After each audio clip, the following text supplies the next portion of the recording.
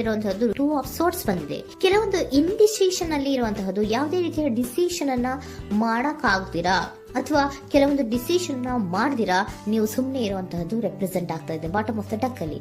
ನಿಮ್ಮ love life ನ ವಿಚಾರದಲ್ಲಿ ರೀಸೆಂಟ್ ಪಾಸ್ಟ್ ನಲ್ಲಿ ಕೆಲವೊಂದು ರೀತಿಯ ಎಂಡಿಂಗ್ ಗಳಾಗಿರುವಂತಹದ್ದು, ಲವ್ ಲೈಫ್ ನ ವಿಚಾರದಲ್ಲಿ ಕೆಲವೊಂದು ರೀತಿಯ ಡಿಸ್ಟರ್ಬೆನ್ಸ್ ಗಳಾಗಿರುವಂತಹದ್ದು, ಅವ್ಯವಸ್ಥೆಗಳಾಗಿರುವಂತಹದ್ದು, ಸಮಾಧಾನ ಇಲ್ಲದೆ ಇರುವಂತಹದ್ದು ರೆಪ್ರೆಸೆಂಟ್ ಆಗ್ತಾ ಇದೆ.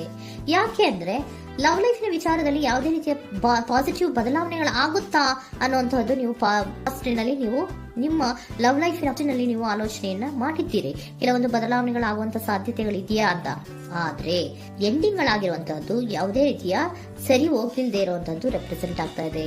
ತುಂಬಾ ಆಲೋಚನೆಯನ್ನ ಮಾಡಿರುವಂತಹದ್ದು ನಿಮ್ಮ ಲವ್ ಲೈಫಿನ ವಿಚಾರವಾಗಿ ನಿದ್ರಾಹೀನತೆಗಳಾಗಿದೆ, ಕೆಲವೊಂದು ರೀತಿಯ ಸ್ಟ್ರೆಸ್ಸಿಗೆ ಒಳಗಾಗಿರುವಂತಹದ್ದು ನಿಮ್ಮ ರೀಸೆಂಟ್ ಪಾಸ್ಟಿನಲ್ಲಿ ನಡೆದಿರುವಂತಹದ್ದು. ಲವ್ ಲೈಫಿನ ವಿಚಾರವಾಗಿ ಯಾವುದೇ ರೀತಿಯ ಅಂತ ಸಮಾಧಾನದೇನು ನಿಮ್ಗೆ ನಡೆದಿಲ್ಲ. ಆ ಕಾರಣಕ್ಕೇನೆ ನಿಮ್ಗೆ ಕೆಲವೊಂದು ವಿಚಾರಗಳನ್ನ ಡಿಸಿಷನ್ ತಗೊಳ್ಳುವಂತಹದ್ದು, ಡಿಸೈಡ್ ಅನ್ನ ಮಾಡುವಂತಹದ್ದು ನಿಮ್ಗೆ ಕಷ್ಟ ಆಗ್ತಾ ಇರೋದು.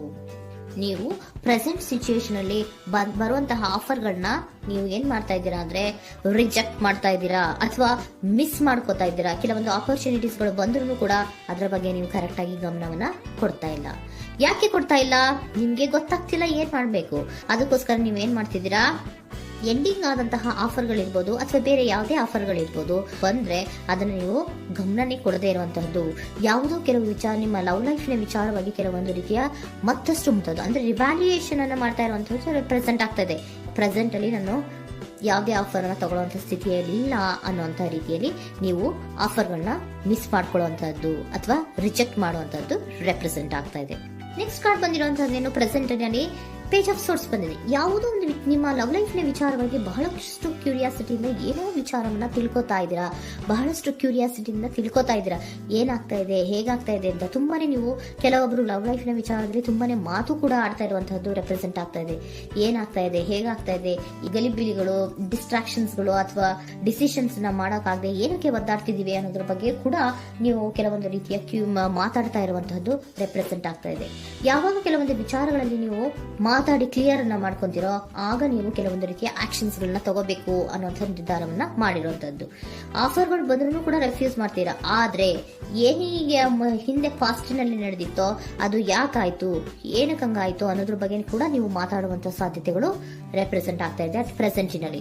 ಆಮೇಲೆ ನೀವು ಮಾತಾಡಿದ್ಮೇಲೆ ಕೆಲವೊಂದು ರೀತಿಯ ನಿರ್ಧಾರಗಳನ್ನ ಮಾಡುವಂತಹದ್ದು. ನೈಟ್ ಆಫ್ ವೈಂಡ್ಸ್ ಬಂದಿದೆ. ಸೊ ಆವಾಗ ನೀವು ನಿಮ್ಮ ಕೆಲವೊಂದು ವಿಚಾರಗಳಲ್ಲಿ ಕ್ಲಾರಿಟಿಗೆ ಬಂದ್ಮೇಲೆ ನಿಮ್ಮ ಲವ್ ಲೈಫಿನ ವಿಚಾರದಲ್ಲಿ ಕೆಲವೊಂದು ಆಕ್ಷನ್ ಗಳನ್ನ ತಗೊಳ್ಳುವಂತಹದ್ದು ರೆಪ್ರೆಸೆಂಟ್ ಆಗ್ತಾ ಇದೆ. ಹಾಗಿದ್ರೆ ಏನ್ ಆಕ್ಷನ್ಸ್ ಗಳನ್ನ ತಗೋತೀರಾ? ಈಗ ಕೆಲವೊಂದು ರೀತಿಯ ಆಫರ್ಗಳನ್ನ ನೀವು ಬಂದಂತಹ ಆಫರ್ಗಳನ್ನ ನೀವು ಏನ್ ಮಾಡಿದೀರಾ, ರೆಫ್ಯೂಸ್ ಅನ್ನ ಅಟ್ ಪ್ರೆಸೆಂಟ್ ಅಲ್ಲಿ ಮಾಡಿದ್ದೀರಾ. ಈಗಲೂ ಕೂಡ ನೀವು ಬಂದಂತ ಆಫರ್ ಅನ್ನ ನೀವೇನ್ ಮಾಡ್ತೀರಾ, ರೆಫ್ಯೂಸ್ ಅನ್ನ ಮಾಡ್ತೀರಾ ಅಥವಾ ರಿಜೆಕ್ಟ್ ಅನ್ನ ಮಾಡ್ತೀರಾ. ಯಾಕೆ? ಸೆಕೆಂಡ್ ಕಾರ್ಡ್ ನಿಮ್ಗೆ ಇಮಿಡಿಯೇಟ್ ಫ್ಯೂಚರ್ ನಲ್ಲಿ ಸೆಕೆಂಡ್ ಕಾರ್ಡ್ ಬಂದಿರೋದು ಯಾವುದು, ಹಾರ್ಮೆಟ್ ಕಾರ್ಡ್ ಬಂದಿದೆ. ಸೊ ಲೋನ್ಲಿನೆಸ್ ಅನ್ನ ರೆಪ್ರೆಸೆಂಟ್ ಮಾಡುತ್ತೆ. ಯಾಕೆ ಲೋನ್ಲಿನೆಸ್ ಅನ್ನ ರೆಪ್ರೆಸೆಂಟ್ ಮಾಡುತ್ತೆ? ಬೇಡಪ್ಪ, ಈ ಜಗ್ಲಿಂಗ್ ಗಳೇ ಬೇಡ. ತುಂಬಾ ಜಗ್ಲಿಂಗ್ ಇದೆ ನಿಮ್ಮ ಲವ್ ಲೈಫ್ ನ ವಿಚಾರದಲ್ಲಿ. ಕೆಲವೊಬ್ಬರಿಗೆ ತುಂಬಾ ಜಗ್ಲಿಂಗ್ ಇದೆ. ಯಾವಾಗ್ಲೂ ಬ್ಯಾಲೆನ್ಸ್ ಅನ್ನ ಮಾಡ್ತಾ ಇರ್ಬೇಕು. ಈ ಕಡೆಗೆ ಹೇಳಿದ್ರೆ ಆ ಕಡೆಗೆ ಹೋಗುತ್ತೆ, ಆ ಕಡೆಗೆ ಹೇಳಿದ್ರೆ ಈ ಕಡೆಗೆ ಬರುತ್ತೆ. ಯಾವ ಕಡೆ ಅಂತ ಮಾಡೋದು ಅನ್ನುವಂತಹ ಆಲೋಚನೆಯನ್ನ ಮಾಡ್ತಾ ಇರುವಂತದ್ದು. ಸದ್ಯಕ್ಕೆ ಯಾವುದೇ ಆಫರ್ ಬೇಡ, ಸ್ವಲ್ಪ ಒಂಟಿಯಾಗಿರೋಣ ಅಂತ ನೀವು ಆಲೋಚನೆಯನ್ನ ಮಾಡ್ತಾ ಇರುವಂತದ್ದು ರೆಪ್ರೆಸೆಂಟ್ ಆಗ್ತಾ ಇದೆ. ಮತ್ತೆ ಕೆಲವೊಬ್ಬರಿಗೆ ಕೆಲವೊಂದು ರೀತಿಯ ಕ್ಯೂರಿಯಾಸಿಟಿಯಿಂದ ಏನಾಗ್ತಾ ಇದೆ ಅಂತ ವಿಷಯಗಳನ್ನ ತಿಳ್ಕೊಂಡ್ಮೇಲೆ ಕೆಲವೊಂದು ಆಕ್ಷನ್ಸ್ ಗಳನ್ನ ತಗೊಳ್ಳುವಂತದ್ದು ಕೂಡ ರೆಪ್ರೆಸೆಂಟ್ ಆಗ್ತಾ ಇದೆ. ಯಾವುದೇ ರೀತಿಯ ಭಯ ಇಲ್ಲದೆ ವಿಷಯಗಳನ್ನ ತಿಳ್ಕೊಂಡು ನೀವು ಆಫರ್ಗಳನ್ನ ಅಟ್ ಪ್ರೆಸೆಂಟ್ ಅಲ್ಲಿ ರೆಫ್ಯೂಸ್ ಮಾಡೋ ಸಾಧ್ಯತೆಗಳು ಕೂಡ ಕೆಲವೊಬ್ಬರಿಗೆ ರೆಪ್ರೆಸೆಂಟ್ ಆಗ್ತದೆ. ಯಾಕೆ ಆಫರ್ಗಳನ್ನ ರೆಫ್ಯೂಸ್ ಮಾಡ್ತೀರಾ? ನಿಮ್ಮ ಲವ್ ಲೈಫ್ ನ ವಿಚಾರದಲ್ಲಿ ಬರೀ ಜಗ್ಲಿಂಗ್, ತುಂಬಾ ಬ್ಯಾಲೆನ್ಸ್ ಅನ್ನ ಮಾಡ್ಬೇಕು. ಯಾವ ಕಡೆ ಮಾಡ್ಬೇಕು, ಹೇಗ್ ಮಾಡ್ಬೇಕು ಗೊತ್ತಾಗದೇ ಇಲ್ಲ. ನೀವೇನ್ ಮಾಡ್ತೀರಾ, ಸ್ವಲ್ಪ ದಿನದ ಮಟ್ಟಿಗೆ ನಾನು ಲೋನ್ಲಿ ಆಗಿರ್ಬೇಕು ಅನ್ನೋದನ್ನ ಇಲ್ಲಿ ನಿಮ್ಗೆ ಲವ್ ಲೈಫ್ ನ ವಿಚಾರವಾಗಿ ರೆಪ್ರೆಸೆಂಟ್ ಆಗ್ತಾ ಇದೆ.